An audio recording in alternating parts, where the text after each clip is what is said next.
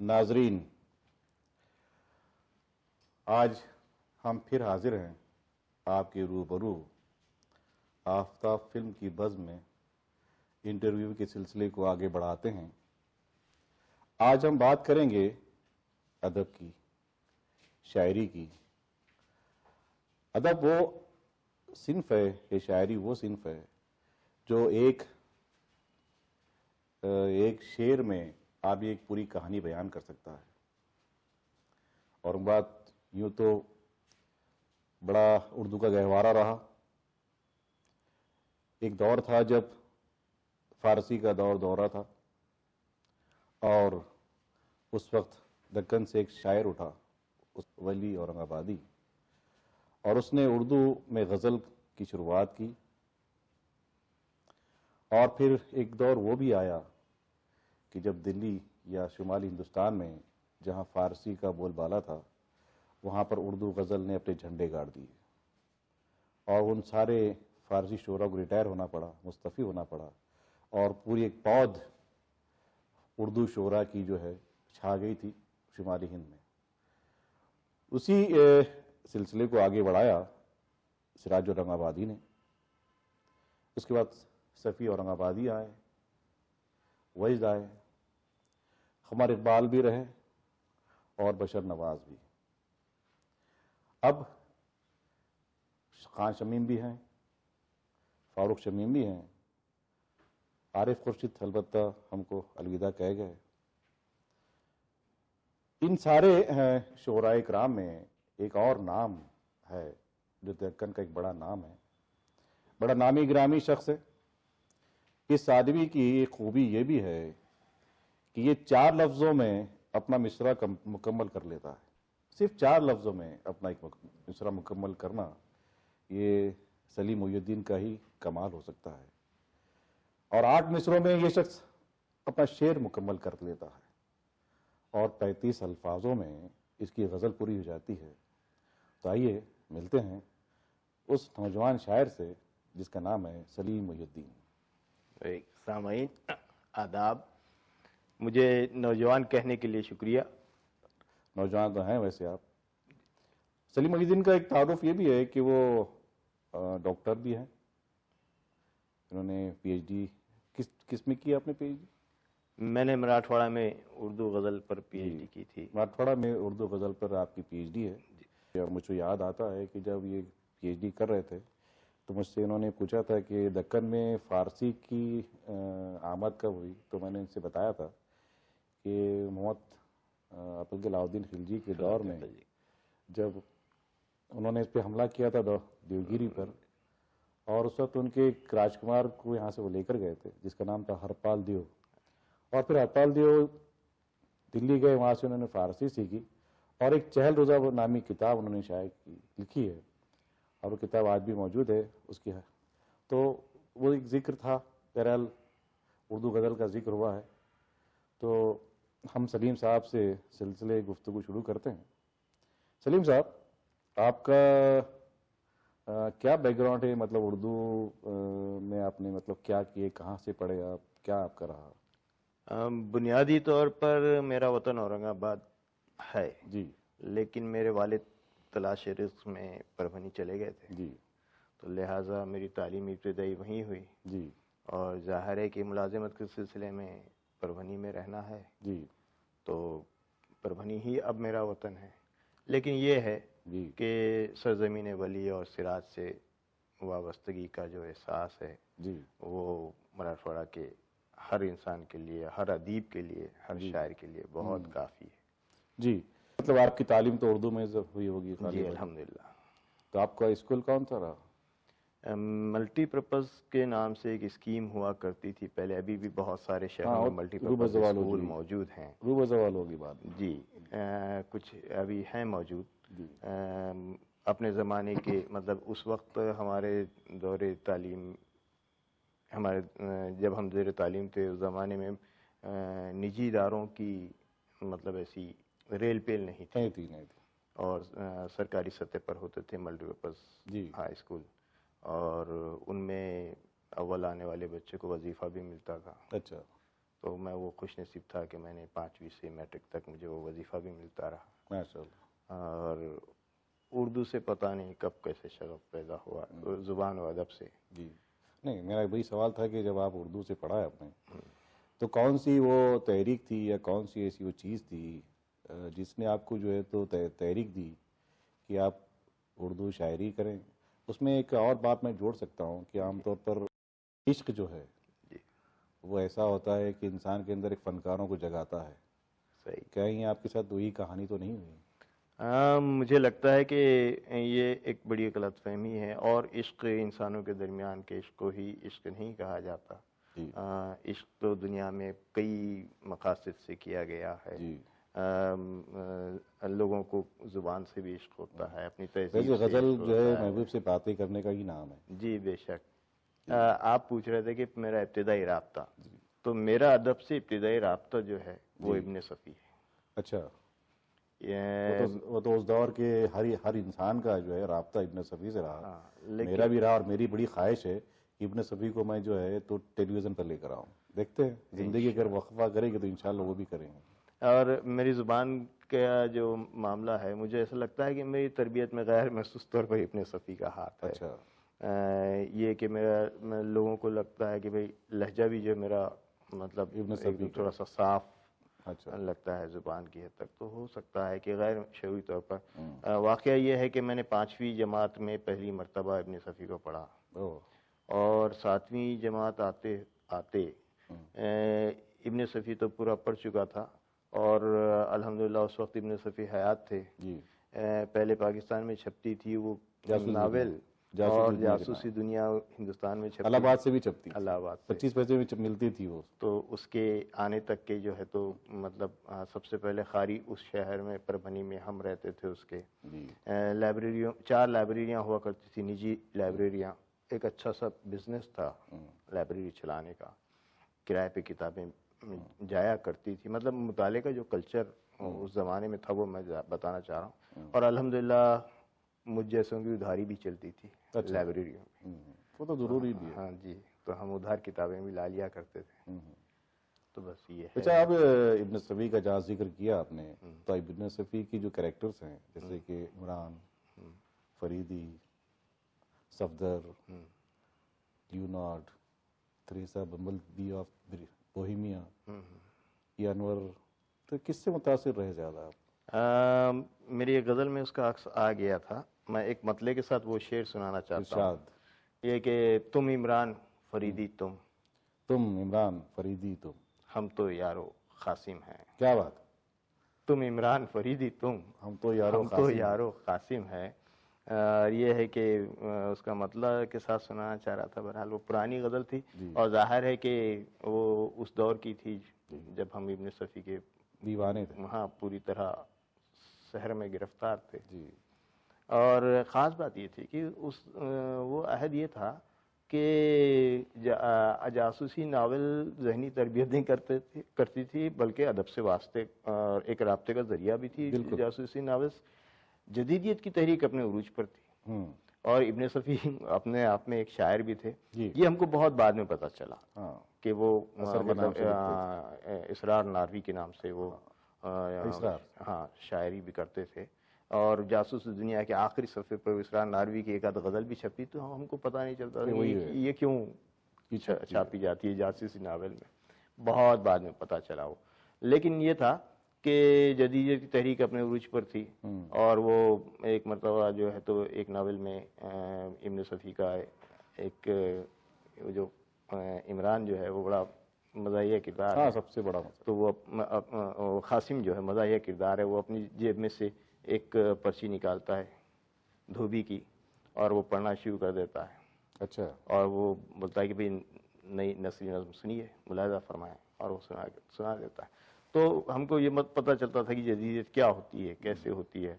تو یہ ساری چیزیں اس کے ذریعے پتہ چلی، اور میرا شاعری کا آغاز بھی غزل سے نہیں ہوا تھا، میں نے نثر نظم سے آغاز کیا تھا۔ تو آپ نے شاعری کرنے کے بعد سمجھو کہ کسی سے اصلاح بھی تو لی ہوگی؟ ویسے میری پہلی اصلاح جو ہے میری استاد مرحومہ عصمت حزین صاحبہ، جو مجھے ہائی اسکول ہی میں نصیب ہو گئی تھیں۔ مطلب یہ کہ میری 7ویں جماعت میں وہ میری کلاس ٹیچر تھی، اور اس زمانے میں اسکول میں ایک پرچہ نکلا کرتا تھا سالانہ۔ اچھا۔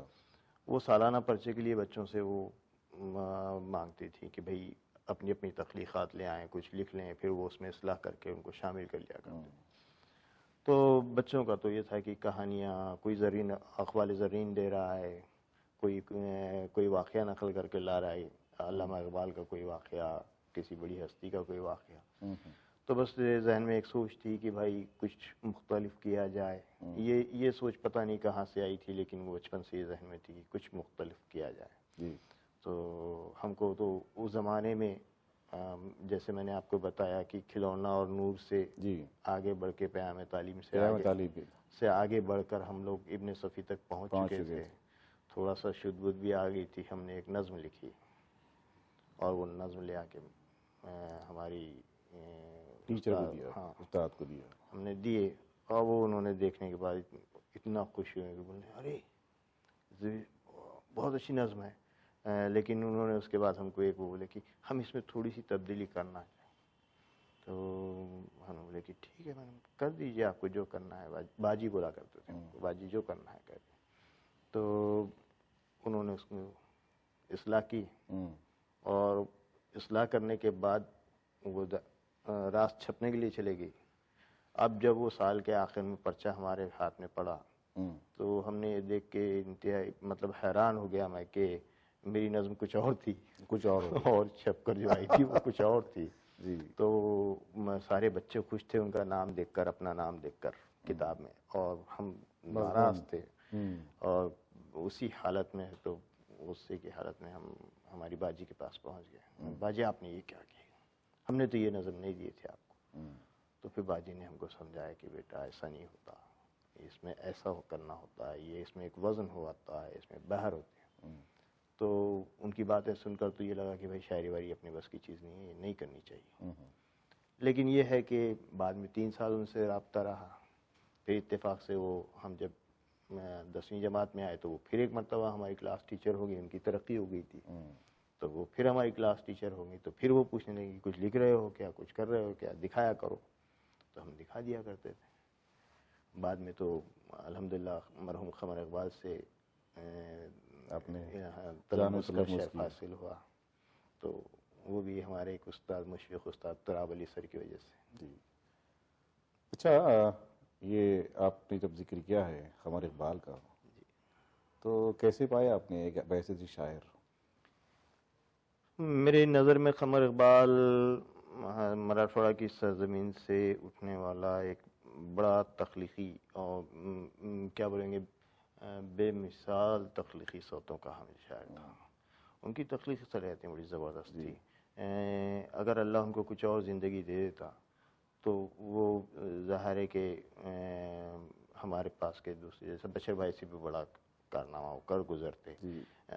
ایک تو یہ کہ ان کو ادب کی جو موجودہ صورتحال تھی اس سے پوری طرح واقفیت رکھتے تھے۔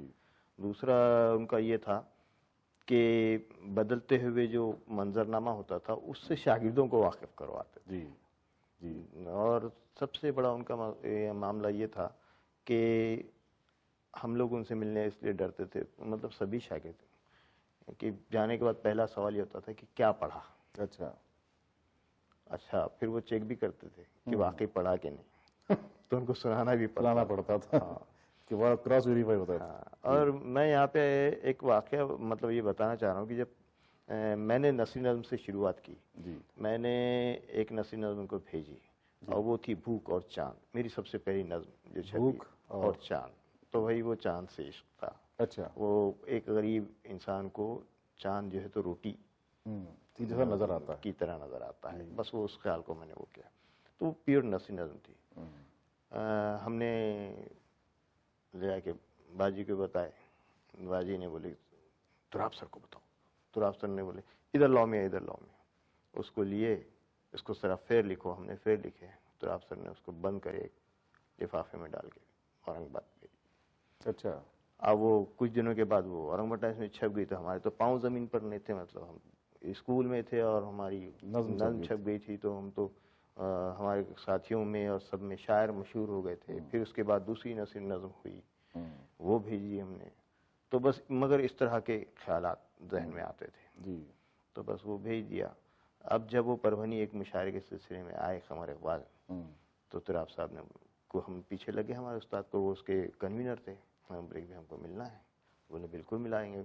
जब उन्होंने मिलाए तो बताइए ये सलीम मुहिउद्दीन, तो कमर इकबाल नीचे से ऊपर तक देखे, उनको लगा कि भाई कोई होगा। तो उन्हें अच्छा तो आप हैं जी, तो कुछ पाबंद भी कहते हो। वैसे पठान आप भी तो थे। हाँ जी। तो कुछ पाबंद भी कहते हो। तो तुराब साहब हमारे से पहले जवाब तुराब, हम तो सह में डरे, सह में थे, पर मैट्रिक के बच्चे की उम्र क्या होती है। जी। तो तुराब साहब ने साहब ये गजल भी लिखता है, एंटी गजल भी लिखता है। अच्छा। अब एंटी गजल हमको पता नहीं क्या होती है, और तुराब साहब ने उनको कह दिया कि भाई एंटी गजल भी लिखता है। बहरहाल वो उन्हें अच्छा लाओ कुछ दिखाओ। तुराब साहब बोले साहब वो आज इसको मुशायरा पढ़वाना है। अरे और वो अच्छा। कोई एक आध गजल देख लीजिए इसकी। ठीक है। अब हमने तो उसको उम्र क्या होगी आप? बस मेरा ख्याल है कि 16वां साल होगा। अच्छा। क्यों तो मैट्रिक में था मैं, और मैट्रिक का वैसे 16वां साल से ये बड़ी उम्र खतरनाक होती है। अच्छा मैट्रिक का एग्जाम नहीं हुआ था और मैंने मुशायरा पढ़ लिया था। वाह वाह। तो ये हुआ। मगर शौक क्योंकि आप परभनी के थे तो आपको दाद भी तो खूब मिली होगी। दाद खूब मिली थी। वो गजल जो है, जो गजल मेरी मतलब पहली गजल मैं सुनाई, हाँ उसका मतलब तो यह है कि जिंदगी भूल गई रास्ता अपने दर का। वाह, जिंदगी भूल गई रास्ता अपने दर का। अब तो ये आपकी जो शुरुआती दौर का शेर है। जी जी, मतलब ये बाज़ाब्ता पहली गजल जो मुशायरे में पड़ी। अच्छा।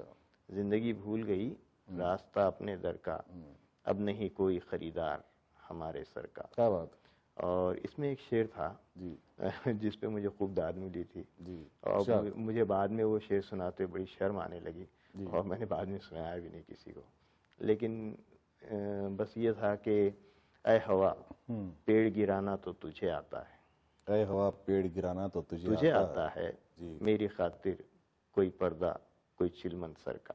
क्या बात, बहुत कोई चिलमन कोई पर्दा सर का। बहुत। तो खूब दाद मिली। अब आप यकीन कीजिए कि 15-16 साल का लड़का है स्टेज पे खड़े होकर इस तरह की बात कर, तो आपके पैर कांपे नहीं क्या स्टेज पे खड़े? हाँ वो भी एक बड़ा वाकया है। शुरुआती दौर में ये सब चीजों से गुजरना पड़ता। नहीं वो भी बड़ा वाकया है, उसकी पूरी एक स्टोरी है वो, कि जब तुराब साहब ने कहा कि भाई इसको पढ़वाना है, तो खमर साहब ने देखा वो पूरी बयाज मेरी नीचे से ऊपर कर दिया। उसमें सबसे कम करेक्शन वाला जो मामला उनको दिखा, उसमें उन्होंने वो करके 5 शेर हमको दे दी बोलने, और यूं टिक कर दिए कि बस ये पढ़ने हैं। अब हमने तुराब सर को बोले सर हम नहीं पढ़ पाएंगे।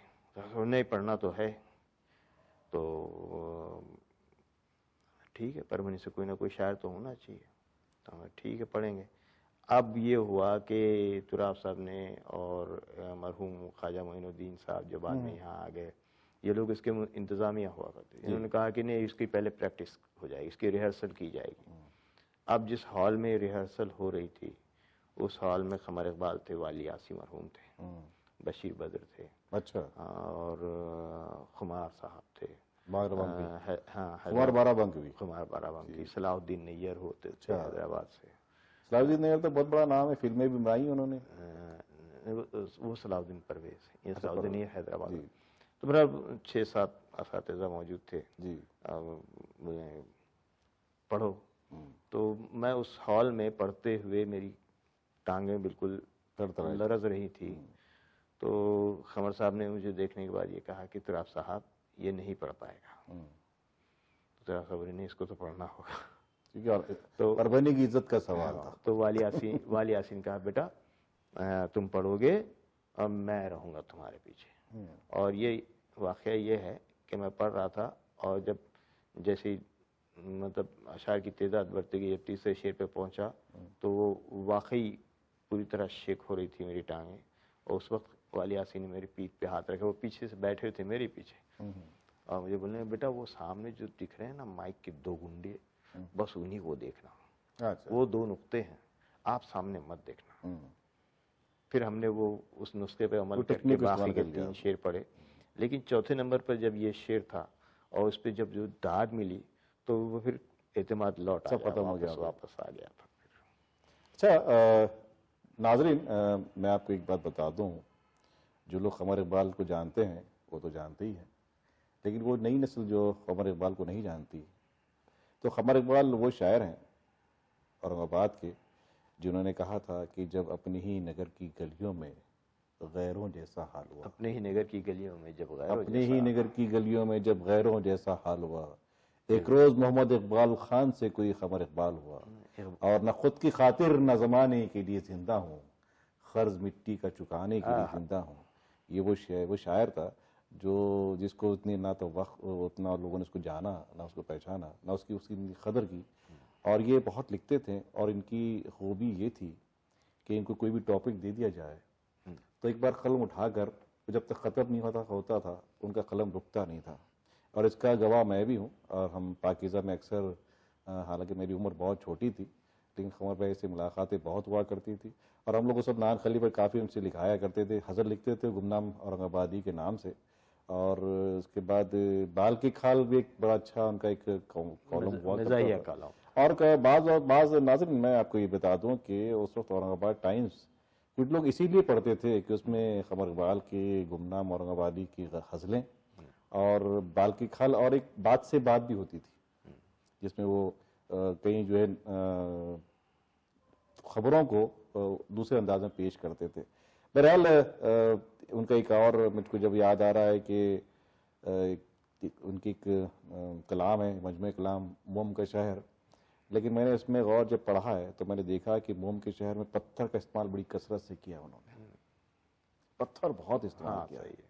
تو ان کا ایک غزل کے 3 اشعار مجھ کو یاد آتے ہیں کہ ہوں زخم زخم اب کوئی تحفہ نہ دے مجھے، ہوں زخم زخم اب کوئی تحفہ نہ دے مجھے، پتھر چھپا کے ہاتھ میں شیشہ نہ دے مجھے، کیا کہنے، زندہ ہے میرے ساتھی تاریخ زندگی، اے وقت بھیک میں کوئی لمحہ نہ دے مجھے، اتنے فریب کھانے پر احساس اب ہوا، وہ معتبر نہیں جو دھوکہ نہ دے مجھے۔ تو یہ وہ قمر اقبال تھے جن کو ہم نے اورنگ آبادیوں نے اتنی ان کی قدر نہیں کی، اور آج بھی نہیں کرتے ہم۔ سلیم بھائی افسوس اسی بات کا ہے کہ قمر اقبال کے نام سے کسی روڈ کا نام قمر اقبال روڈ کر دینا، اس کی خدمات کی جو ہے وہ نہیں ہم پورا کر سکتے۔ بہرحال میں ان لوگوں سے جو میرے ہم سن رہے ہیں، ان انسانیہ سے یا ان لوگوں سے جو ادب کی کھاتے ہیں، ان سے ضرور کہنا چاہوں گا کہ وہ قمر اقبال کو کبھی کبھی یاد کر لیا کریں، سال میں ایک آدھ بار ہی کہیں، کسی مشاعرے میں، کسی سیمینار میں۔ ایک سوال آپ سے یہ بھی رہتا ہے کہ ایک اور شاعر ہے ہمارے پاس بشر نواز، ان کو لوگوں نے کتنا جانا، کتنا پہچانا، کتنی قدر کی ان کی؟ بس جو قمر اقبال کے ساتھ ہوا جی وہی بشر نواز کے ساتھ ہوا، لیکن یہ ہے کہ قدرت نے بشر نواز کو تھوڑا وقت زیادہ دیا، جی اس لیے بشر نواز لوگوں تک پہنچ پائے، ان کو اللہ نے مہلت زیادہ دی، جی، لیکن ناقدری تو اس مٹی کا خمیر ہی ہے، اس میں تو اس کی سب سے بڑی خصوصیت ناقدری ہے۔ ہم جانے کے بعد یاد کرتے ہیں، اور لیکن یہ بھی ایک ہمارا مسئلہ ہے کہ ہم بہت جلد بھول بھی جاتے ہیں، ہمارا حافظہ بڑا کمزور ہے۔ میرے کو ایک بات یاد آتی ہے، جب میں بمبئی میں ہاشمیہ اسکول میں پڑھ رہا تھا ناظرین، تو اس وقت ایک رسالہ میری نظروں سے گزرا جس کا صبا نام تھا، ماہنامہ صبا، اور اس میں ایک نظم چھپی تھی بشر نواز صاحب کی، اور مجھے وہیں پتہ چلا تھا کہ یہ میرے شہر کے شاعر ہیں، اور وہ رسالہ میرے پاس آج بھی محفوظ ہے، اور اگر اس تصویر کو اگر ہم دیکھیں تو آج کی یحییٰ نظر آتے ہیں۔ بالکل صحیح۔ تو ایک لڑکا جو بشر نواز کو جانتا نہیں ہے، پڑھ رہا ہے 7ویں 8ویں میں، اور بشر نواز کو اپنے شہر کا ہو کر اس کو یاد کرتا ہے، اس کی نظم، اس کی جو ہے ماہنامہ سنبھال کر رکھتا ہے، اس کی نظم سنبھال کر رکھتا ہے، تو اس شہر نے کیوں سنبھال کر نہیں رکھا بشر نواز کو؟ یہ ایک سوال آج بھی زندہ ہے اور کل بھی رہے گا۔ تو سلیم بھائی بشر نواز کا ذکر کر رہے تھے آپ۔ نہیں، ہمارا تو ماننا یہ ہے کہ اس مٹی سے جو بھی اٹھے ہیں وہ ٹرینڈ سیٹرس رہے ہیں، اچھا جنہوں نے ادب میں سوچنے کا جی اور اظہار کا طریقہ اور رویہ بدلا ہے۔ جی چاہے آپ ولی کو لیں، چاہے آپ سراج کو لیں، جی آپ بیچ میں ایک کڑی اور آتی ہے، جی سکندر علی وجد، سکندر علی وجد، اپنے زمانے کا ایک ٹرینڈ سیٹر تھا۔ جی قاضی سلیم نہیں، کو لیکن وہ ہاں مشہور ہوئے، وہ اجنتا سے کافی ہو۔ جی اور ٹرینڈ سیٹ کیا اس نے۔ اس زمانے میں اس طرح کی طویل نظمیں، وہ جو انگلش ادب کا وہ تھا طویل جی جی جی نظمیہ خاص نظمیں جو ہیں، تو وہ سکندر علی وجد نے انٹروڈیوس کیا اردو ادب میں۔ دوسری بات یہ ہے کہ خالص نظم تھی وہ کسی تحریک کے زیر اثر لکھی گئی کوئی نظم نہیں تھی وہ۔ تو یہ ایک معاملہ تھا۔ قاضی سلیم اردو نظم کا سب سے بڑا نام ہے، سب سے بڑا ٹرینڈ سیٹر، جی بلکہ نظم کو ایک نئی فضا سے آشنا کرنے والا نام۔ جی قمر اقبال اردو غزل کو ایک مطلب نیا لہجہ عطا کرنے والا شخص تھا۔ جی قمر اقبال کا بھی میں آپ کو بتانا چاہوں، ثلاثی کو آپ بھولیے مت، ثلاثی کو انہوں نے رائج کیا، اردو ادب میں رائج کیا۔ تھے بڑے کرب و اضطراب میں ہم، جی خود کو لفظوں میں منتقل کر کے، کیا بات، سو گئے چین سے کتاب میں ہم۔ جی تو ہم ان کو چین سے سونے دے رہے ہیں، بلکہ ہمارا کام یہ ہے کہ ہم اس کو اٹھائیں، اس کو پڑھیں۔ قمر اقبال تھے۔ بشر نواز کو آپ محض شاعر نہ جانیں، جی اچھا پھر بشر نواز کا کمال یہ ہے کہ قاضی سلیم صرف نظم کے شاعر ہیں، جی قمر اقبال غزل نظمیں کہیں ضرور ہیں لیکن ان کی شناخت غزل ہے بنی، لیکن بشر نواز نے جس شدت سے غزل کہی اسی شدت سے انہوں نے نظم کہی، اور دونوں میں اپنا لوہا منوایا۔ جی سب سے اہم بات یہ ہے کہ بشر نواز ایک اہم نقاد بھی تھے اردو جی کے۔ بالکل صحیح۔ اردو ادب کا گمشدہ ہاتھی کے نام سے جی ایک مضمون اس زمانے میں شپون میں ان کا چھپا تھا، اچھا اور وہ مضمون جو ہے تو بنیاد جی ثابت ہوا، مطلب ورنہ اگر وہ مضمون نہ لکھا جاتا جی تو وہ جدیدیت کا جو سیلاب تھا جی وہ مطلب سب کچھ بہا لے جاتا، سب کچھ بہا لے چلے جاتا۔ بالکل صحیح۔ لیکن بشر نواز وہ آدمی تھا جس نے احساس دلایا۔ بشر نواز کا اس زمانے میں ساتھ دینے والوں میں ایک اور اہم نام اسی مٹی سے ہے، جی وہ ہے وحید اختر۔ جی برابر۔ اور آج بھی شاید مراٹھا والوں کے پاس بشر نواز کی وہ جو نثری کتاب ہے جی تو وہ تو نہیں ہوگی، جی لیکن وہ ریفر کی جاتی ہے۔ جی آپ کسی بھی اہم اس میں کہ کتنی فخر کی بات ہے جی کہ پاکستان میں تاریخ ادب اردو لکھی جائے، جی اور میں جو نام آپ کو بتا رہا ہوں ہمارے علاقے کے، وہ ناموں کی شمولیت اور بشر نواز کی شمولیت اپنی حیات میں اس تاریخ ادب اردو میں ہو، تو اس مٹی کے لیے اس سے بڑی فخری بات نہیں۔ لیکن ہمارا مسئلہ ہے، جی میں نے آپ کو بتایا کہ بھئی ہم لوگ ناقدر ہاں قدر ہم کر نہیں پاتے ہیں۔ دوسری بات یہ ہے ایک ہم تو تھوڑا مجھے کھل کے گفتگو کرنے جی جی دیجیے۔ بالکل۔ ہمارا مسئلہ یہ ہے کہ ہم فن کو اور شخصیت کو علیحدہ نہیں کرنا چاہتے۔ جی ہاں، ایک ہماری برائی بھی فنکار کو فن کو فنکار کے حساب سے ہم طے کریں۔ جی بالکل، آپ اس کو انجوائے کریں، اس کی شخصیت ایک الگ پہلو ہے، اس کا فن ایک الگ پہلو ہے، اس کا پرسنل معاملے ہو سکتے ہیں۔ ہاں تھوڑی سی، لیکن مجھے ایک چیز اور لگتی ہے کہ میں نے آپ کو ذکر کیا تھا کہ بے پناہ تخلیقی صلاحیتوں کا حامل قمر اقبال، لیکن ویسی ہی تخلیقی صلاحیتوں کا حامل مجھے دوسرا قمر اقبال نظر آتا تھا، جاوید ناصر۔ ہاں بے پناہ تخلیقی صلاحیت، نظم بھی اتنی ہی سنجیدگی سے اور اتنی ہی مطلب پوری معیار اور امکان کے ساتھ نظم کہی انہوں نے، اور غزل کو بھی ایک دم نیا لہجہ، ایک دم نیا لہجہ۔ مطلب چونکانے والا، اور چونکایا، جاوید ناصر نے چونکایا لوگوں کو، اور بہت کم عمر میں چونکایا، لیکن مسئلہ وہی تھا کہ 55 سال، جی ایک 44 سال میں چلے گئے، ایک 55 سال میں چلے گئے۔ ناظرین، ابھی سلیم محی الدین صاحب نے ایک نام کا ذکر کیا ہے، قاضی سلیم کا۔ قاضی سلیم وہ شاعر ہیں جن کو بھی ان کی ایک نظم جو ہمارے نصاب میں شامل تھی، ٹورسٹ، تو اسی کو ہمارے جو ٹیچر تھے ہاشمی ہائی اسکول میں، حق سر، تو حق صاحب نے جو ہے اس کو تشریح کی تھی، ہم کو سنایا تھا، سمجھایا تھا، اور انہوں نے ہی بتایا تھا کہ یہ قاضی سلیم بھی اورنگ آباد کے ہیں۔ تو قاضی سلیم بھی بڑا نام رہا، اور قاضی سلیم جو ہے تو ممبر آف پارلیمنٹ بھی رہے یہاں کے۔ اب جہاں جاوید ناصر کا ذکر، تو جاوید ناصر خود جو ہے ایک بڑی شخصیت اورنگ آباد کی، ماہر اقبالیات جناب اخترالزمان ناصر صاحب کے فرزند تھے، اور بہت اچھے شاعر تھے، آواز ان کی بالا بہت اچھی تھی، ریڈیو میں اناؤنسر بھی ہوا کرتے تھے، اور اسٹیشن ڈائریکٹر تک بھی پہنچے غالباً ہو۔ تو ہمارے شہر میں کتنے ہی لوگوں کو بڑھایا ہے، لیکن پرابلم پھر وہی آتا ہے کہ ہم وقت پر ان تمام لوگوں کو اپنا کیوں نہیں سمجھتے، ان کو ہم اپنی محبت ان پر لٹاتے کیوں نہیں ہیں، اور ان کے فن کو ہم سلام کیوں نہیں کرتے۔ خیر سلیم بھائی جی، یہ تو ہوا ذکر، آئے یہ بتائیں کہ اس کے بعد قمر اقبال کا ذکر ہوا، عارف خورشید صاحب بھی رہے، فاروق شمیم صاحب بھی رہے، جی۔ اور ان کے بارے میں ذرا بتائیں آپ۔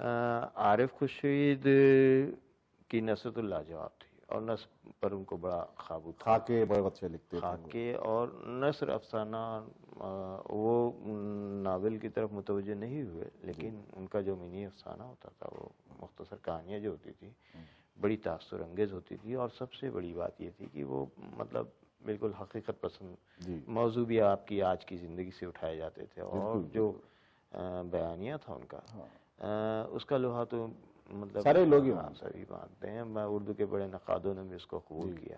ہاں ان کو شوق تھا شاعری کا، لیکن یہ ہے کہ شاعری ان کے مزاج کا حصہ نہیں تھی، لیکن وہ لکھتے تھے۔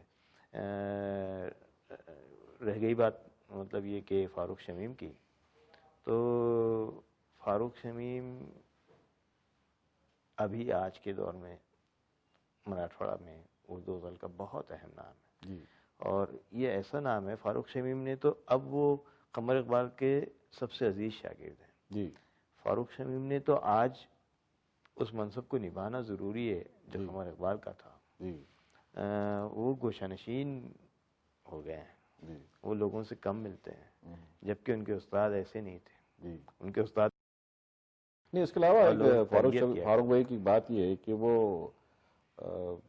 اپنی جب مشاعرے میں بھی موقع ملتا تو بہت کم کلام پڑھتے ہیں، وہ نہیں، مطلب کیا چھپ کے رہنا ہی چاہے ان کی فطرت میں ہے، نہیں پتہ نہیں انہوں نے اپنے آپ کو کیوں ایسا کیا، چھپا کے رکھا ہے، ہاں پتہ نہیں، لیکن حالانکہ شاعری میں کافی ان کی اچھی ہے کہ شاعری بہت دلوں کو کھینچتی ہے، لیکن وہ پبلک سے کیوں چھپے رہتے ہیں، وہ ایک مسئلہ ہے۔ نہیں، سنجیدہ سے زیادہ وہ شرمیلے انسان ہیں، ان کو مطلب یہ ہے کہ محفلوں سے بھی ان کو ذرا وہ ہوتا ہے، محفلوں میں وہ دوستوں کے درمیان میں بالکل سنا دیتے ہیں، اچھا، لیکن یہ ہے کہ یار غزل جو جم کے کہتا ہے تو یوں لگتا ہے کہ قمر اقبال نے تو مطلب شاگرد تو ہم سبھی ہیں، لیکن ایسا لگتا ہے کہ قمر اقبال نے اس کے سینے میں منتقل کر دیا۔ اچھا، یہ ہے ایسی جم کے غزل کہنا، رشک آتا ہے، ہم لوگوں کو تو رشک آتا ہے۔ ہمارے ایک دوست اور ہیں جن سے آپ بھی اس طرح واقف ہیں، میں بھی ہوں، بلکہ میں نے جتنے ایڈورٹیزمنٹ بنائے ہیں ان سارے کے جنگل سے انہوں نے لکھا ہے، ان کا نام ہے خان شمیم خان۔ صحیح ہے، خان شمیم خان جو ہے نئے دور کے شاعر ہیں، بہت اچھا لکھتے ہیں، اور ان کی غزلیں جو ہے وہ نظمیں، ان کی نظمیں زیادہ جو ہے لوگوں میں پاپولر ہوئی ہیں، ہاں غزل نہیں کی انہوں نے۔ خان شمیم کے بارے میں بتائیں، کیونکہ وہ بھی میرے بھی آپ دوست ہیں۔ بس جو فاروق شمیم کے لیے ہے وہی خان شمیم کے لیے ہے، تھوڑا سا مزاجوں میں دونوں کے فرق ہے۔ آج کے ہمارے جو موجودہ عصری منظرنامہ ہے ادب کا مراٹھواڑہ کا، اس میں نظم کے لیے خان شمیم سے بڑا نام ہمارے پاس موجود کوئی نہیں ہے، اور خان شمیم نے بڑے اعتماد کے ساتھ اور اس مٹی کا وقار بلند کرنے والی شاعری کی ہے، جی اور بے پناہ تخلیقی صلاحیتیں ہیں، لیکن مسئلہ وہی ہے۔ اب مجھے تو لگتا ہے کہ ہمارے انسانوں کا مسئلہ نہیں ہے، مجھے تو لگتا ہے کہ اس مٹی میں کچھ ہے، کہ اس خبر یہ میں ہے کچھ ایسا ہے، مطلب یہ ہے کہ بے نیازی، یہ نہیں آتی۔ اور یہ ہے کہ فن پر اپنی شخصیت کو ترجیح دینا۔ جی یہ دیکھیے، ایک فنکار جو ہوتا ہے وہ اس کے لیے فن بڑا ہونا چاہیے، شخصی مسائل اور معاملات نہیں ہوتے۔ جو اپنی شخصیت سے اڑ جاتا ہے وہی فنکار ہوتا ہے۔ دیکھیے، بشیر نواز کو دنیا اس لیے مانتی تھی، قاضی سلیم کو دنیا اس لیے مانتی ہے کہ وہ فن کے طور پر، ان کے پاس یہ تھا کہ اپنی زندگی میں فن کی اہمیت تھی۔ آپ قاضی سلیم سے ملے ہوں گے، جی وہ دنیا بھر کے کامیاب انسان تھے، ہر میدان میں کامیاب رہے، مطلب یہ کہ ہر جگہ ڈنڈے گاڑ لیے، متمول انسان تھے، مطلب فکر معاش سے ہمیشہ آزاد رہے، نسلیں تک آزاد ہے، وکالت کی تو شان سے کی، سیاست کی تو شان سے کی، مطلب والد حمید صاحب بھی کافی مشہور آدمی رہے اپنے دور کے۔ لیکن جب بھی کوئی بندہ جس کا ادب سے ذرا سا واسطہ ہو، مجھ جیسا طالب علم بھی چلا جاتا تھا تو وہ نظم سنائے بغیر نہیں آنے دیتا۔ صحیح ہے، یہ آپ نے محسوس کیا ہو، جی چاہتے تھے۔ اور خاص بات یہ تھی کہ نئی نسل میں اگر کسی کے پاس ذرا سا اسپارک نظر آ جائے تو قاضی سلیم سے لے کے قمر اقبال، بشیر نواز اور مرحوم جاوید ناصر تک، سب میں یہ تھا کہ وہ اس کو اپلفٹ کرتے تھے۔ ہر ایک کا اپنا انداز تھا۔ بشیر نواز اگر داد دے دیں تو وہ آدمی نہال ہو جائے، جاوید ناصر کا ایک اپنا انداز تھا، ان کو سمجھ میں آتا تھا کہ اس میں کچھ ہے تو جاوید ناصر اس کو ریڈیو پہ بلا لیتے، شاعر ہے اس کو ریڈیو پہ بلایا، اس کا افسانہ پڑھا، اس کو افسانہ پڑھنے کے لیے بلا لیا۔ حتیٰ کہ ہمارے پاس مطلب جس کو آپ نان فکشن کہیں گے، نان فکشن والوں کو بھی ان لوگوں نے مدعو کیا، ترجیح دی، اور ان کے فن کو جلا بخشنے میں اہم کردار ادا کیا۔ اب بدقسمتی سے یہ جو مشعل ہے وہ خان شمیم کے اور فاروق شمیم کے ہاتھوں ہے۔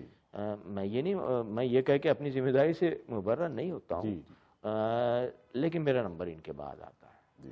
اچھا، ایک بات بتائیں گے کہ ان ناموں میں ایک نام اسلم مرزا کو تو نہیں بھول رہے ہیں آپ؟ جی بے شک بے شک، اسلم مرزا میرے بھی دوست ہیں۔ جی ہاں، اسلم بھائی کا مسئلہ یہ ہے کہ اسلم بھائی خاموشی سے کام کرنے میں یقین رکھتے ہیں، اور لوگوں میں گھلنا ملنا ان کو بھی پسند نہیں ہے، لیکن وہ ایک ہمہ جہت شخصیت ہے۔ لیکن جہاں تک تحقیق کا معاملہ ہے، دیکھیے آپ نے بہت اچھا نام یاد دلایا، ہم تو شاعری اور افسانے کی بات کر رہے تھے، مولوی عبدالحق کے بعد اچھا پھر ہم جب بولنے پہ آتے ہیں کہ غزل اردو کو مراٹھواڑہ کی دین ہے، جی ہاں، غزل کو غزل کا نام مراٹھواڑہ نے دیا، جی رائٹ، اردو غزل کو غالب، جی اردو غزل کو، رائٹ۔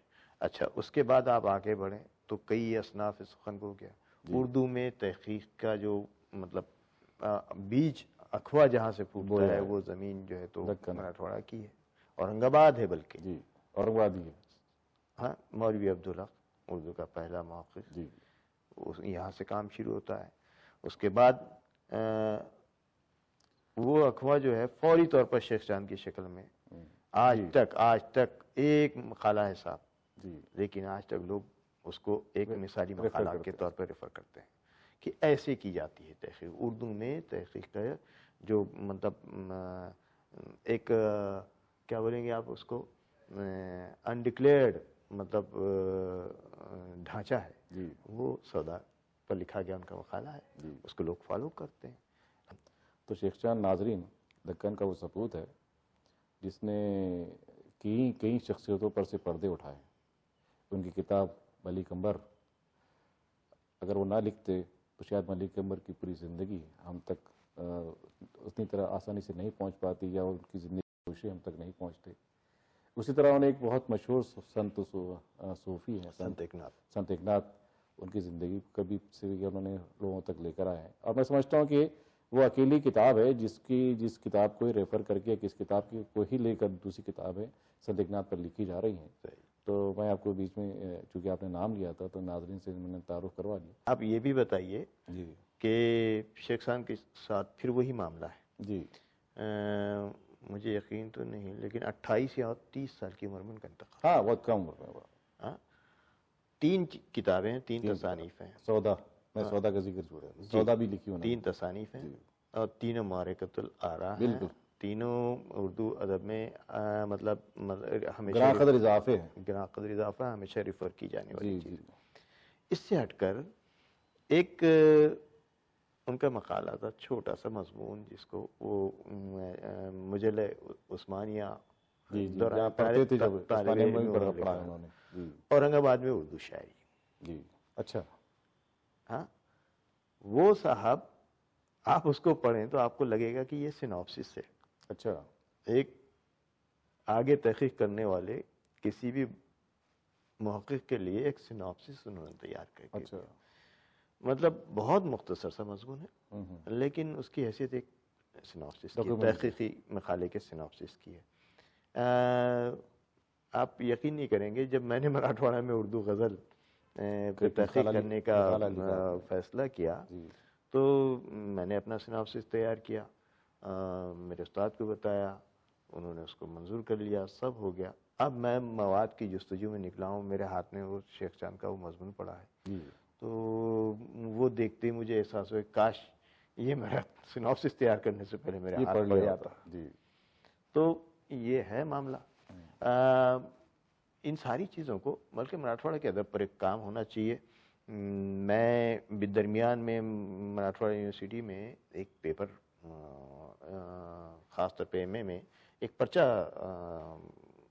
متعارف کیا گیا تھا، وہ 5 سال وہ سلیبس چلا کہ مراٹھواڑہ میں اردو، تو اس میں مختلف اصناف اور یہ ساری چیزیں تھیں، مراٹھواڑہ کے فنکاروں کو اس میں شامل کیا گیا تھا۔ یہ ہونا چاہیے، کم از کم اس بہانے کچھ جمع ہو جائے گا مواد۔ اب جامعاتی سطح پر تحقیق ہو رہی ہے، مراٹھواڑہ میں اردو افسانہ، مراٹھواڑہ میں اردو غزل۔ جی دیکھیے، ابھی آپ نے ذکر کیا تھا خان شمیم کا، تو ناظرین خان شمیم کا میں نے بھی ذکر کیا تھا۔ خان شمیم جو ہے تو فل بدی لکھ دیتے ہیں وہ۔ میں نے یہ بھی ذکر کیا تھا کہ انہوں نے میرے سارے ایڈ، انہوں نے جنگل انہیں لکھے ہیں۔ مجھ کو ایک یاد ہے، ایک بہت مشہور میرا ایڈورٹیزمنٹ ہے، شومار کی دنیا میں ایک بار چلے آؤ۔ تو شومار کی دنیا میں ناظرین، انہوں نے جب میں ان سے کہا کہ سلیم بھائی یہ ایک ایڈ لکھنا ہے، تو ہم لوگ روڈ پہ کھڑے تھے سلیم بھائی، اور انہوں نے کاغذ لیا، جیب سے نکالا، اور ہم سمجھتے تھے کہ شاید گھر جائیں گے پھر لکھیں گے، وہاں بیٹھیں گے، تو انہوں نے رکشا کھڑی ہوئی تھی، اس کے ٹپکے پر ہی وہ ایڈ ہم کو لکھ کر دے دیا۔ وہ ایڈ بڑا مشہور ہے آج بھی، جنگل اس میں۔ تو ہمارے شہر میں ایسے کتنے لوگ ہیں جو مشہور ہے اور جو اپنی خدمات انجام دے رہے ہیں، لیکن ہم ان کو جانتے نہیں۔ بہرحال سلیم بھائی یہ بتائیں کہ اور کون ہے جن کی خدمات کو فراموش کیا گیا؟ نہیں، بہت سارے نام ہیں۔ اب ہم اورنگ آباد کی بات کر رہے ہیں، لیکن اس علاقے میں ہمارے آس پاس میں ہم نے پٹن کے چاند شیخ چاند کا ذکر کر لیا، جی، مولوی عبداللہ کا بھی ذکر ہو چکا ہے، عبداللہ کا ذکر ہو گیا، شمالی ہند کے تھے۔ ہاں، لیکن یہ ہے کہ مطلب ہم آزادی کے بعد کے لوگوں کی بات کریں، جی جی، جالنا میں ایک ہریش چندر دکھی ہوا، ہاں دکھی مشہور شاعر، بڑے بڑے اہم شاعر تھے، اور صاحب تصوف کی شاعری تمام، 4 مجموعے تھے، اور سبھی کا عنوان جو ہے تصوف، جان تصوف، شان تصوف، اس طرح کے۔ پھر آپ تھوڑا آگے بڑھیں اگر آپ، تو پربھنی میں امام الدین یقین ہوا کرتے تھے۔ اچھا،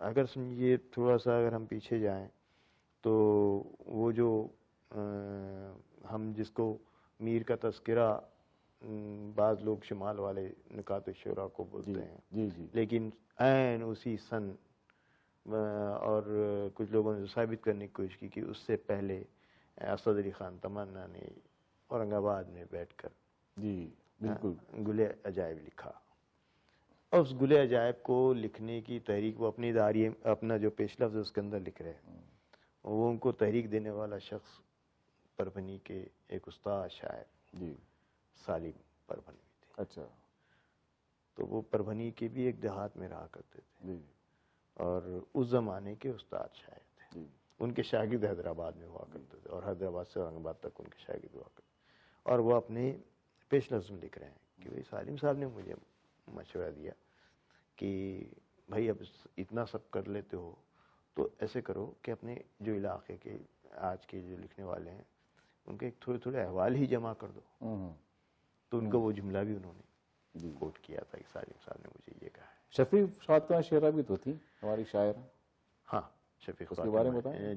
جی شفیق فاطمہ شیرہ کے ساتھ ناانصافی اس لیے ہوتی ہے کہ وہ آخری وقتوں میں حیدرآباد چلی گئی تھیں، جی تو ہم لوگ مطلب یہ ہے کہ ویسے بھی ہم نے تو بتایا کہ حافظہ ہمارا کمزور ہے تو یہ تو ہو جاتا ہے، جی بلکہ جبکہ وحیدہ نسیم، شفیق فاطمہ شیرہ، ایون حمایت علی شاہ کی ذہنی تربیت وہ تو عہد بلوغت میں گئے، جی مطلب ہاں تو ظاہر ہے کہ ذہنی تربیت تو یہیں کی ہے ان کی سب کچھ۔ جیسا آپ نے ذکر کیا وحیدہ نسیم کا، ناظرین وحیدہ نسیم وہ لڑکی ہے، اورنگ آباد کی وہ بیٹی ہے جو یہاں رہتی تھی لوٹا مومن پورے کے سامنے اشٹی والی گلی میں، اور بعد میں پاکستان چلی گئی، وہاں ان کی شادی ہوئی۔ انہوں نے کئی کتابیں لکھی ہیں، ان میں سے شاہانہ بیتاج بھی لکھی انہوں نے جو اورنگ آباد خلد آباد پر ہے، اس میں ان کی نظمیں بھی ضرور قارئین آپ کو ملے تو موقع پڑھیں۔ تو ہمارے یہ لوگ ہمارے شہر کو تو چھوڑ کر چلے گئے لیکن بھولا نہیں اپنے شہر کو انہوں نے، لیکن ہم افسوس ہے کہ ہم انہیں بھولے ضرور ہیں۔ صحیح۔ بہرحال اپنے سلیم بھائی، اب میں آپ کے کلام کی طرف آتا ہوں۔ جی ہمیں اب کون سے کلام سنائیں گے آپ؟ پہلے تو میں چاہتا ہوں کہ کچھ تازہ جی بالکل بالکل، اور میں بس منتخب شعر مطلب پوری غزل سنانے کی کوشش نہیں کروں گا، جی ایک آدھ غزل پوری سناؤں گا۔ آج کل جو حالات چل رہے ہیں یہ ہے کہ شاعری ہو، افسانہ ہو، مطلب ادب جو ہے اس کو زندگی کا عکاس مانا جاتا ہے، اور غزل کے دامن میں تو اب اللہ کے کرم سے اتنی وسعت ہو گئی ہے کہ وہ زندگی کی ہر واقعے کو، ہر چیز کو مطلب اب غزل جو ہے مایوس سی باتیں نہیں کرتی ہے، سارے واقعات کڑیوں کی طرف آگے نکل گئی، اور وہ مشاعرے والی جو شاعری ہے اس کو چھوڑ دیجئے آپ، لیکن جو فنکارانہ جو ہوتی ہے، جیسے وسیم بریلوی کا نام ایک اس میں آتا ہے، آپ کی کارنامہ آپ کا بھی ہے، بشر نواز صاحب بھی ہیں، تو یہ غزلیں جو ہیں ان کی تو بہت پاپولر ہیں۔ ہاں جی، تو یہ ہے کہ اللہ کا یہ احسان ہے کہ فاروق شمیم ہوں، وحید کریم کو ہم بھول رہے ہیں، ایک درمیانی کڑی تھی فاروق بھائی کے اور میرے درمیان، وحید کریم، میں اسے واقف نہیں تھا اس لیے میں نے ذکر نہیں، بڑا اہم شاعر تھا۔ بس یہ ہے بدقسمتی یہی ہے کہ ان کو بھی عمر کم نصیب ہوئی، ان کو تو شاعری ورثے میں ملی۔ ویسے جعفر سوز بھی تو تھے۔ ہاں جعفر سوز بھی تھے، جعفر سوز روایتی غزل کا اہم نام تھا، بشر بھائی کے زمانے میں، اور بشر بھائی بڑا ان کو بڑی محبت سے ان کو وہ کرتے تھے، جی اچھا نام تھا۔ تو کچھ غزلیں اگر آپ اجازت دیں، مطلب منتخب اشعار میں سنانا چاہتا ہوں۔ ایک یہ ہے کہ ابھی ہم ایک زمانہ تھا کہ بشر نواز جو ہے بولتے تھے کہ جاوید ناصر اور ہم، ان کی جو نجی محفلیں ہوتی تھی اس کو مطلب اس میں شریک ہونے کا بڑا موقع ملا، تو یہ کہ بشر بھائی نے ایک دن جاوید ناصر سے کہا کہ جاوید، میں تو کہہ سکتا ہوں کہ میرے بعد قمر اقبال جاوید ناصر، تم کیا کہو؟ جی جی جی بالکل۔ تو جاوید ناصر نے کہا کہ میرے بعد سلیم محی الدین ہے. فاروق شمیم، جی وحید کلیم، سلیم محی الدین.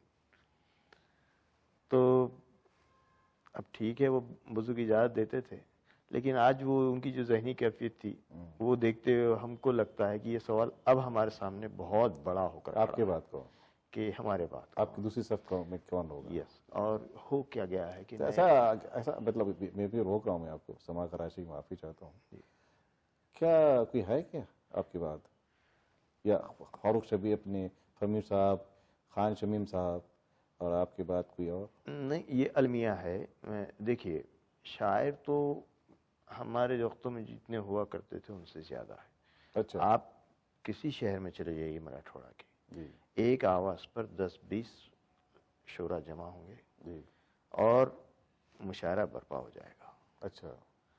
لیکن بدقسمتی یہ ہے کہ جس طرح ہمارے بزرگ جو ہے تو ہم کو قریب کرتے تھے، اس طرح کا قریب کرنے والا نام آپ کو نہیں ملے گا. جی جی. ان کا مسئلہ یہ ہے کہ ان کو کوئی ہماری طرح مطلب ہم کو جو نصیب تھا کہ مطلب جانے سے پہلے یہ تھا کہ آپ کسی کو پڑھ لیں، کوئی شاعری کی کتاب پڑھ کے جائیں، کوئی کہانی کی کتاب، کوئی ناول پڑھ کے جائیں، اور اگر استاد پوچھے کہ کیا پڑھا تو آپ بتائیں اور بتا سکیں گے میں نے اس سے یہ حاصل کیا. جی. اس طرح کی تربیت والا معاملہ اب ختم ہو گیا، اور نئی نسل میں یہ وہ بھی نہیں رہا کہ وہ آپ کے پاس اب آئے. تو وہ کتاب کی بجائے موبائل پر یس لکھتے ہیں. یس یس. اور بڑا مسئلہ ہو گیا. اور تربیت ایسی نہیں ہوتی. تربیت تو یہ ہوتا ہے کہ صحبتوں میں تربیتیں ہوا کرتی تھی، بزرگوں کے ساتھ بیٹھ جائیں، وہ بھی تربیت کا ایک حصہ ہوا کرتا. بالکل صحیح. تو یہ چیزیں آج نئی نسل اس کو نہ ماننے کو تیار ہے، نہ اس کی طرف راغب ہونے کو تیار ہے. تو بس اس میں ایک مسئلہ ہو گیا تھا. جی. اچھا.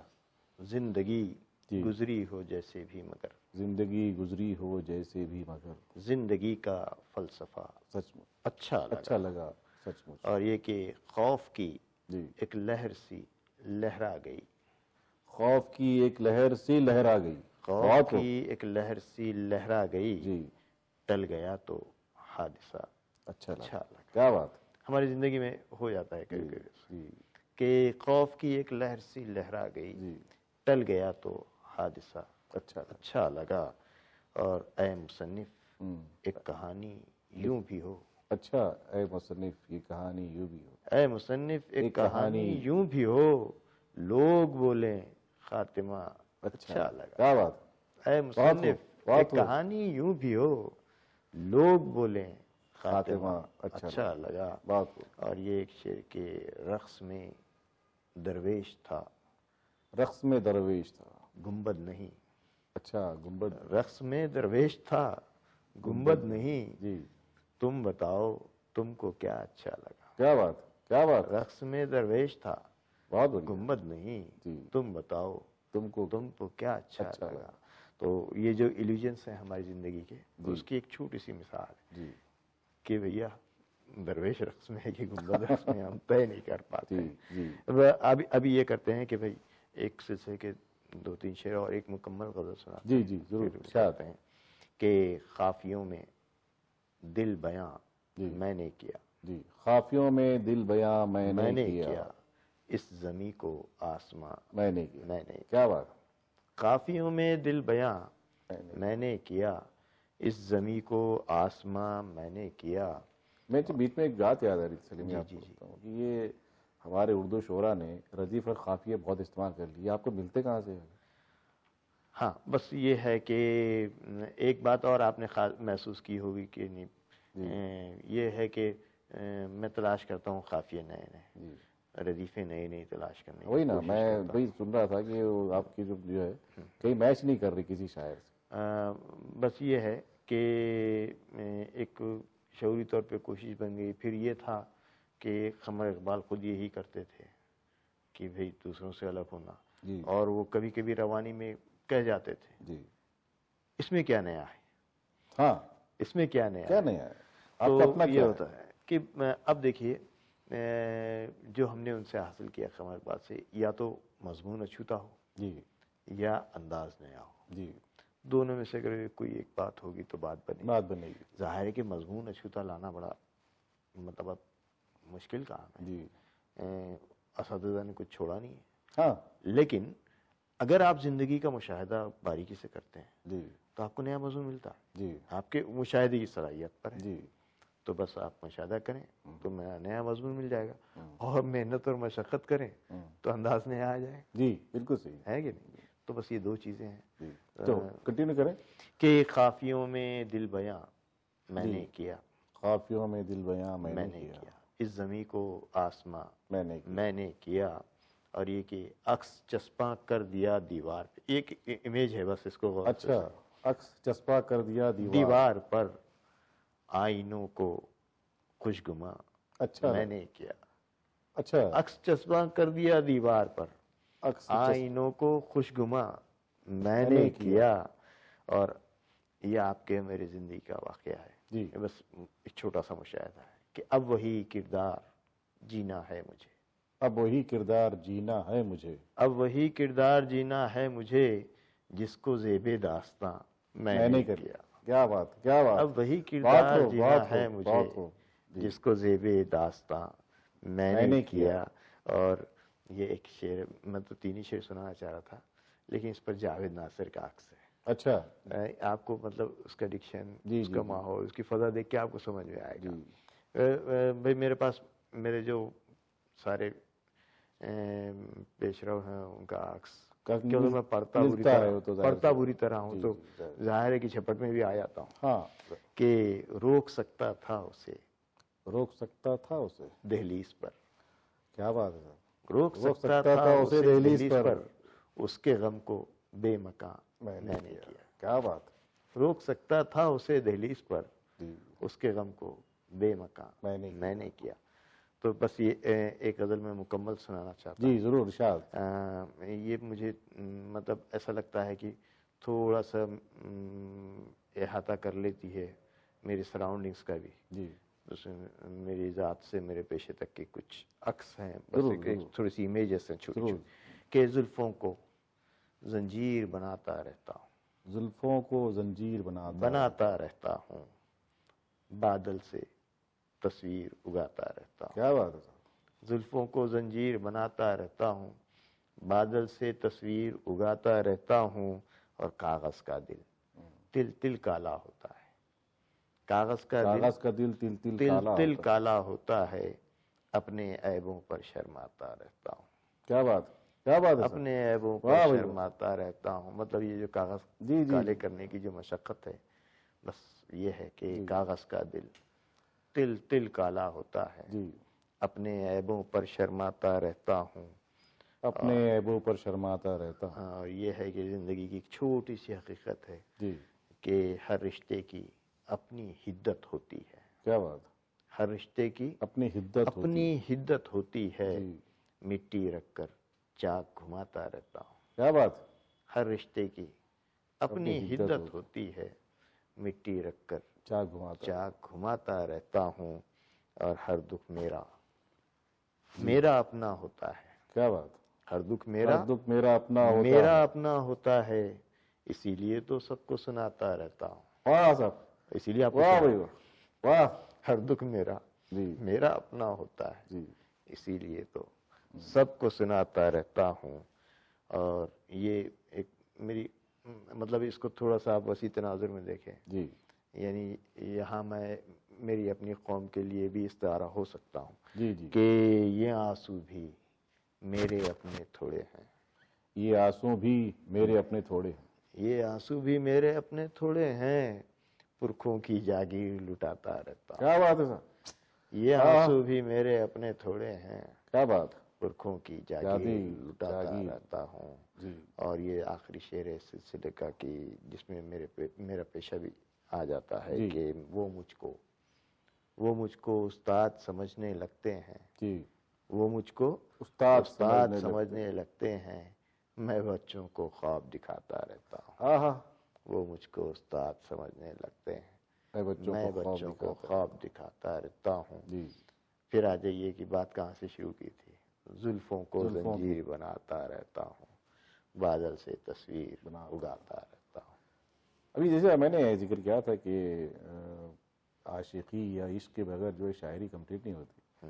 غالب میں جو جن لوگوں کا مطلب دیوانہ ہوں، اس میں اقبال اور غالب دونوں ہیں. لیکن میں نے جب دیکھا ہے غالب کو پڑھا ہے یا اقبال کو پڑھا ہے تو غالب نے کبھی محبوب سے باتیں نہیں کی، جبکہ اقبال کی شاعری میں محبوب بہت نظر آتا ہے. آپ کی شاعری میں بھی اجاگر ہو گیا ہو. جی اب آپ نے غالب کا ذکر کیا تو جی میں نے شاعری کے علاوہ نثر میں بھی مطلب تنقید کرنا تو ہماری مجبوری تھی. جی تنقید اور تحقیق میرے پیشے کا ایک حصہ ہے. جی سیمینارز میں مضامین پڑھنا، یہ کرنا اور پھر ان کو چھپوانا، تو ہم کو مارکس ملتے ہیں. اچھا اے پی آئی ہمارا بڑھتا ہاں ہے. ظاہر سی بات ہے. تو مگر اس میں بھی بس یہ تھی کہ کچھ نیا کیا جائے، کچھ نیا کیا جائے. جی تو پچھلے سال ایک سیمینار ہوا تھا غالب پر. اچھا اب انہوں نے جب وہ موضوعات بھیجے تو وہ سب گھسے پیٹے موضوعات کی، ایک موضوع ایسا کہ اس پر کئی کتابیں لکھی جا چکی آلریڈی. اب نیا کریں. اب یہ ہے کہ وہ آخر تک مانگتے رہے کہ بھی آپ ٹائٹل دے دیجئے. میں نے بولا بھائی جس دن مضمون ہو جائے گا اس دن میں ٹائٹل دے دوں. مضمون ہی دے دیں گے. ہاں تو ہوا یہ کہ اسٹیفن ہاکنگ ایک بڑا اہم سائنسداں تھا ہماری اپنی صدی کا. جی اور میں اس کو ظاہر ہے کہ پڑھنے کی ایک عادت سی پڑی ہے، تو کیا ہوتا ہے، کیا کہتا ہے، اس پہ 2-4 مضامین پڑھے. پھر اس کا انتقال ہوا تو اس کے فوری بعد ایک کتاب، اس کی آخری کتاب ہے، اس کی چند مضامین کا مجموعہ، کہ یہ تھا کہ brief answers to big questions. اچھا جی بڑے سوالات بڑے کے مفصل جواب. تو اس کے اندر ہے، تو میں سب سے حیرت انگیز چیز جو مجھے لگی وہ یہ تھی کہ زندگی بھر جو بندہ خدا کے وجود کا انکار کرتا رہا، وہ آخری وقتوں میں خدا کو مانا تو نہیں اس نے، لیکن یہ کہا کہ کوئی ہے، کوئی تو ہے، کچھ ہے، کوئی طاقت ہے، کچھ ہے، کوئی طاقت ہے. تو بہرحال مزہ آتا تھا. لیکن اس کو پڑھتے ہوئے مجھے ایک عجیب طرح سے ایک وہ ہوئی کہ ایک تو مجھ پر یہ پریشر تھا کہ ہر دوسرے دن ایک فون آتا تھا کہ بھائی پیپر کا کیا ہوا. مطلب غالب دماغ میں سوال، وہ جو دیوان غالب تھا وہ الماری سے سامنے آ گیا ہوا ٹیبل پہ. ہاں جی کہ بھائی کچھ نکل جائے مضمون نیا، وہ ایک چکر. پھر اس میں یہ پڑھنا، اس کا مطالعہ جاری. تو اس کے بعد خیالات کو دیکھ کے مجھے ایسا لگا کہ یار یہ تو غالب پہلے ہی کہہ کے چلا گیا، یہ تو اس سے 150 سال پہلے غالب بول کے چلا گیا، یہ اب نیا کام کیا کر رہا ہے. تو یہ ہوا کہ غالب میں یاد آ رہا ہے کہ غالب نے خود کہا ہے کہ میں اس باغ کا پھول ہوں جو باغ پیدا ہی نہیں ہوا ابھی. تو وہ خود جانتے تھے کہ میں اگلے وقتوں کا شاعر ہوں. اندلیبے گلشن. تو بہرحال آپ نے ذکر کیا تو مجھ کو یاد آ گیا غالب کی بات، کیونکہ غالب کا شیدائی ہوں، غالب کا عاشق ہوں، شاعر غالب کا پرستار ہوں. جی فرمائیں. تو یہ ہے کہ وہ جو تشکیک تھی جو اسٹیفن ہاکنگ پاس اپنے عروج پر ہے، وہ غالب کے پاس بھی کہیں تھی. ہم کو معلوم ہے جنت کی حقیقت، لیکن دل کے بہلانے کو غالب کا خیال اچھا ہے. لیکن اس کی تشکیک کا انداز بڑا عجیب ہے. جی مطلب یہ پہلے مصرے میں کنفرم کر دیتا ہے جی اور پھر دوسرے مصرے میں تشکیک کا اظہار ہے. جی ہم کو معلوم ہے جنت کی حقیقت، لیکن آپ اس مصرے کو الگ سے پڑھ لیجیے. ہاں خالی لیکن کسی اقبال نے کچھ ایسا ہی کہا نا کہ ہاں تیرے عشق کی انتہا چاہتا ہوں. یہ ہے کہ تشکیک. اچھا اسٹیفن ہاکنگ بول رہا کہ بھیا انسانی جسم جو ہے، مطلب انسان کے ختم ہونے کے بعد اس کی کوئی بات کی زندگی ہوتی نہیں ہے. آپ کا مرنا جو ہے وہ جسٹ لائک ایک کمپیوٹر کا سوئچ آف ہونا. اوکے خلاص ختم. تو ہم کو لگا کہ یار غالب تو یہ پہلے بول کے چلا گیا، یہ اس طرح کی تشکیک تو غالب پہلے بول گیا. اچھا پھر یہ بول رہا ہے کہ بھئی دنیا میں ترقی کی وہ رکنے والی نہیں ہے. ہم جب ایک نئی چیز یاد کرتے ہیں ہم کو یہ سمجھ کے جاتے ہیں کہ بھئی اب یہ ہو گیا تو سب ہو جائے گا، ساری گرہیں کھل جائیں گی دنیا کی. لیکن وہاں پہنچ کے معلوم ہوتا ہے کہ ارے اس کے آگے بھی کئی گرہیں ہیں. تو پھر اس کی تلاش میں آدمی نکل پڑتا ہے. تو غالب تو پہلے بول کے گیا کہ ہے کہاں تمنا کا دوسرا قدم یار. ہم نے دشت امکان کو ایک نقشے پا پایا. جو دشت امکان لگ رہا تھا وہاں پہنچے تو پھر تو ایک نقشے پا بن گیا، اس کے آگے اور نقش ہے. تو بس یہ غالب. تو ہم نے پھر مضمون لکھا تھا کہ غالب، ہاکنگ، خدا اور کائنات. اچھا. تو ہم نے خدا اور کائنات کے متعلق غالب کے اور ہاکنگ کے جو خیالات تھے ان کا موازنہ کیا. اچھا. وہ پچھلے 2-3 مہینے پہلے شاید اکتوبر میں وہ اردو دنیا میں چھپا ہے. اردو دنیا تو دنیا بھر میں پہنچ جاتا ہے اور آپ یقین نہیں کریں گے کہاں کہاں سے فون آیا اور کیا کیا لوگوں نے اس کو تعریفیں کی ہے. بلکہ اس رسالے میں خطوط بھی اس کے آئے ہیں اس کے بارے میں, تو بہت اچھی ستائش ہوگا. یہ ہے کہ اس مٹی میں ایک خاص چیز ہے, اگر آپ کوشش کریں تو یہاں پہ نیا تلاش کرنے کی جو وہ ہے امکانات ہے وہ ہمیشہ موجود ہے. وہ تو ہمیشہ ہے. ہاں, وہ تو تلاش کرنے والی نظر پڑنی چاہیے. نہیں لوگ جو ہے تو آسائش پر آسان پرست ہو گئے, آسانی سے ڈھونڈنا چاہتے ہیں. آج کل گوگل کی وجہ سے تو اور آسان ہو گیا ہے. Control V control C and control V. لیکن افسوس کب ہوتا ہے معلوم کہ ہمارے بعد والی, آپ نے ایک سوال کیا تھا کہ ہمارے بعد والی جنریشن, میں آپ کو بتاتا ہوں, ہم میکینک پیدا کر رہے ہیں. ہاں, لیکن ہم کو میکینک نہیں پیدا کرنا ہے, ہم کو تو انٹرپرینر چاہیے, ہم کو تو صنعت کار چاہیے, ہم کو تو مشین بنانے والا چاہیے. ہم میکینک پیدا کر رہے ہیں. ابھی میں بتا رہا ہوں اورنگ آباد سے لے کے مراٹھواڑہ کا آخری کونا ناندیڑ آپ چلے جائیے, ہر شہر میں 50 شاعر آپ کو بلا مبالغہ ملیں گے, سب عروض کے ماہر. اچھا, سب بحر اور اوزان کے باہر گیانی ہیں. ہاں اچھا, بالکل. اور لفظ کو لفظ جوڑیں گے, شعر پکا رہے گا, لیکن آپ جب سنیں گے تو آپ کو لگے گا کہ یہ تو 100 سال پرانا مضمون کیوں بیان کر. اچھا, یہ اتنی روایت اس کے پاس کہاں سے آ گئی. ارے بھیا یہ مٹی وہ ہے کہ جس نے نیا کیا ہے. آپ کم از کم اس مٹی کی لاج رکھ لیجیے. صحیح ہے. ہاں بھئی, آپ وہاں اللہ نے آپ کو نصیب میں وہاں پیدا کیا جہاں ولی پیدا ہوا, وہاں پیدا کیا. لالا لکشمی نارائن شفیق پیدا ہوا. سراج کا تو یہ ہے کہ اگر وہ ایک غزل کہتے اور کچھ نہیں کہتے تو بھی وہ جب تک کہ اردو زبان اور اردو ادب قائم ہے وہ نام. ہماری اپنی کمزوریاں اپنی جگہ, مراٹھواڑہ والوں کے ایک تو ہمارے یہاں کے فنکاروں کے مزاج کی بے نیازی, وہ فن کو سنجیدہ کبھی نہیں لیتے. میں یہ الزام خان شمیم پر بھی لگاؤں گا, فاروق شمیم پر بھی لگاؤں گا. اور خود پر بھی لگا سکتے ہیں آپ. لگا سکتے ہیں. میرا پہلا مجموعہ 1997 میں میرے دوستوں کے اصرار پہ آ گیا تھا. ابو بکر رہبر اور عبید اور یہ لوگوں کے حافظ اعظم مرحوم زندہ تھے, ان کے اصرار پر آ گیا. مجھے تو احساس ہی نہیں تھا اور مجھے یقین بھی نہیں آیا. یہ میرا ہی مجموعہ ہے, کلام ہے. اتنی محنت سے ان لوگوں نے ترتیب کیا. لیکن اب ظاہر ہے کہ 23 سال 25 سال ہونے آ رہے ہیں, میرا دوسرا مجموعہ سب تیار ہے. مسئلہ یہ ہوتا ہے کہ 4 سال پرانی غزل لگتا ہے کہ نہیں آ رہی, یہ پرانی ہو گئی, یہ ٹھیک نہیں ہے. یہ مسئلہ ہے. نہیں, مجموعہ کلام چھپا شائع کرنے میں پرانا اور نئے کا کیا ذکر ہو نہ, وہ مطلب یہ ہے کہ آپ ہی مطمئن نہیں ہو پاتے ہیں. اب غزل تو میری پاس, میں نے آپ کو جو سنائی غزلیں تو مکمل ہے, اس میں 8-8 شعر بھی ہیں, 10-10 شعر بھی ہیں. لیکن مجھے لگے کہ 3 شعر مناسب ہیں جو سنائے جا سکتے ہیں, میں نے وہ 3 ہی سنائے. مطلب اب اگر میں مشاعرے کی طرح اس کو نہیں, مشاعرے کا مسئلہ نہیں ہے. مسئلہ یہ ہے کہ آپ مطمئن ہو جائیں. مسئلہ یہ ہے ہمارے ناظرین مطمئن ہو جائیں. ہاں, اور یہ ہمارے بزرگوں کا یہی وتیرہ تھا. آپ یقین نہیں کریں گے کہ میں خبر اقبال سے شروع کرتا ہوں. میں نے قریب سے دیکھا ہے, ایک ہر سال انتخاب شائع ہوتا تھا شاعری کا, جو رسائل میں غزلیں اور وہ چھپتی تھی. وہ ناگپور سے شاہد کبیر ایک شاعر ہوتے تھے, وہ 400 کے نام سے ہر سال شائع کرتے تھے.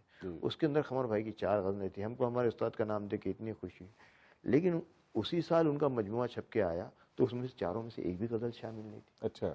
پھر ہم بھاگتے دوڑتے پہنچ گئے, ہم نے کہا یہ غزلیں آپ نے شامل نہیں کی. ہم کو لگا کہ ہم نے بڑا کارنامہ کرنے جا رہے ہیں کہ استاد بھول گئے, ہم ان کو یاد دلائیں. تو دیکھے, مسکرائے, ہاں نہیں کی.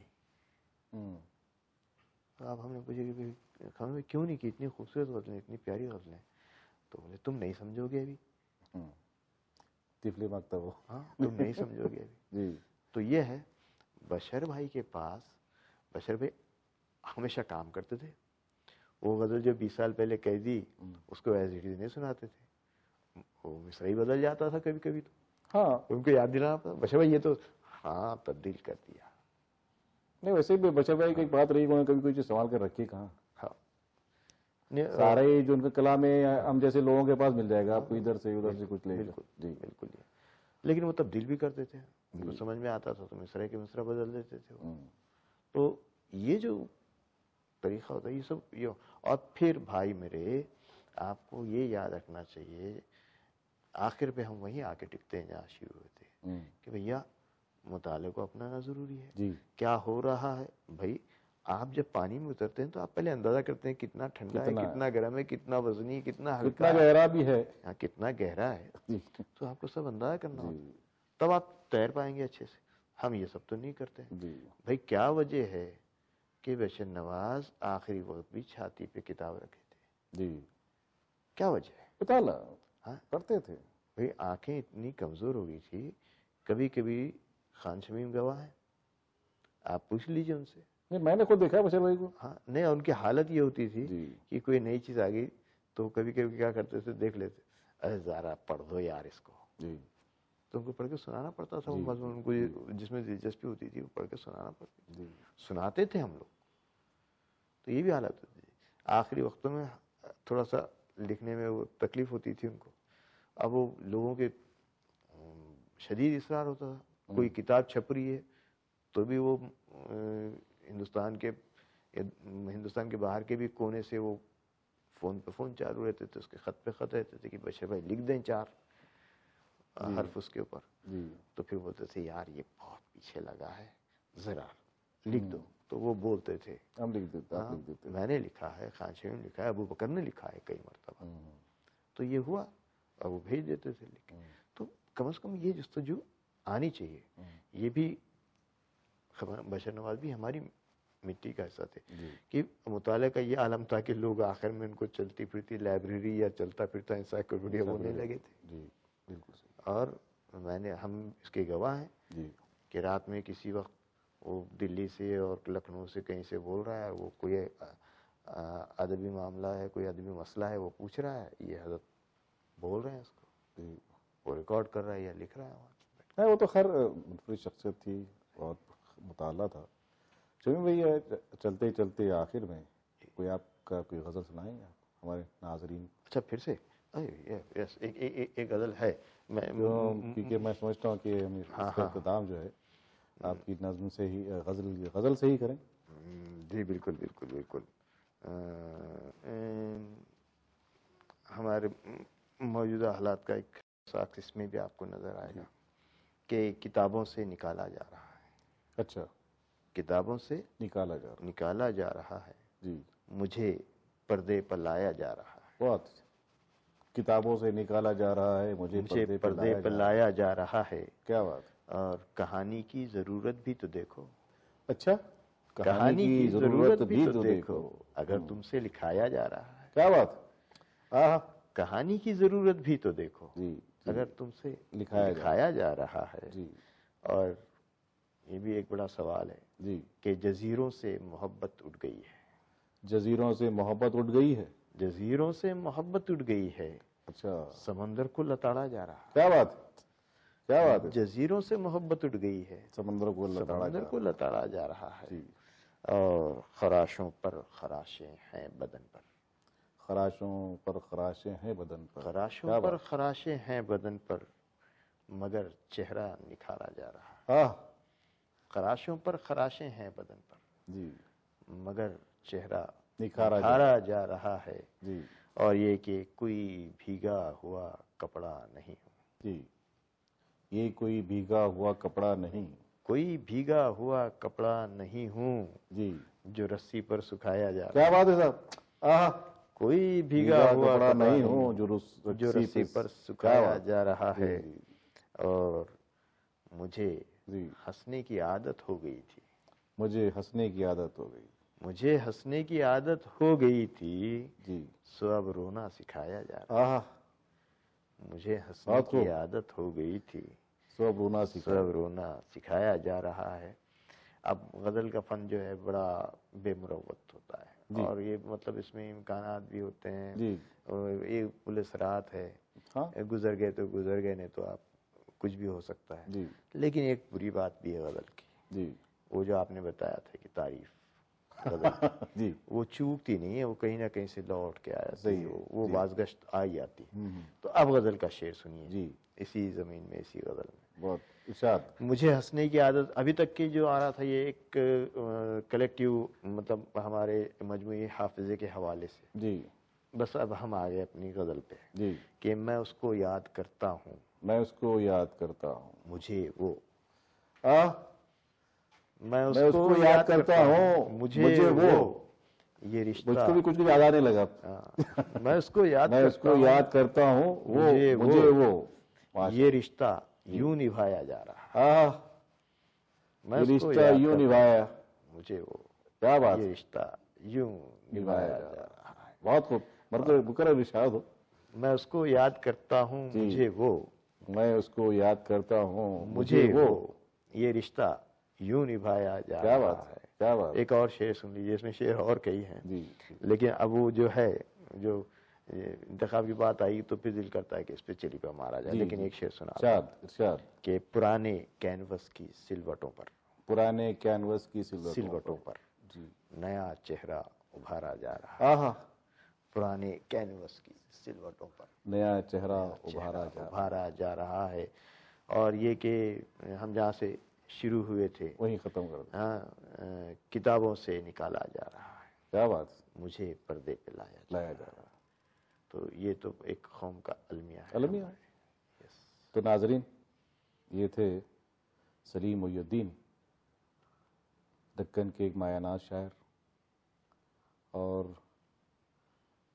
اب کیا کہیں ان کے بارے میں، یہ اب دوست ہیں تو لوگ کہیں گے، لیکن سلیم محی الدین کی جو شاعری ہے وہ بہت چھوٹے بحر کی لکھتے ہیں، مگر بات بڑے پتے کی کرتے ہیں اور مسحور کر دیتے ہیں لوگ. ان کی شاعری، ہم جو دوست بیٹھتے ہیں تو گھنٹوں جو ان کے کلام سے محظوظ ہوتے ہیں. اللہ کرے زور قلم اور زیادہ سلیم بھائی. جی شکریہ جناب. اور ہم اللہ سے دعا گو ہیں کہ آپ کی عمر میں برکت دے، جی تاکہ آپ ہمیں جو ہے اپنے نئے نئے کلام سے محسوس کرتے رہیں. تو بہرحال مجھے شکریہ ادا کرنے کا موقع دیجیے جناب کہ بھائی اردو کے ایک طالب علم کی آپ نے یہ عزت افزائی کی. تو آپ اس دور کے ایک بڑے شاعر ہیں جناب.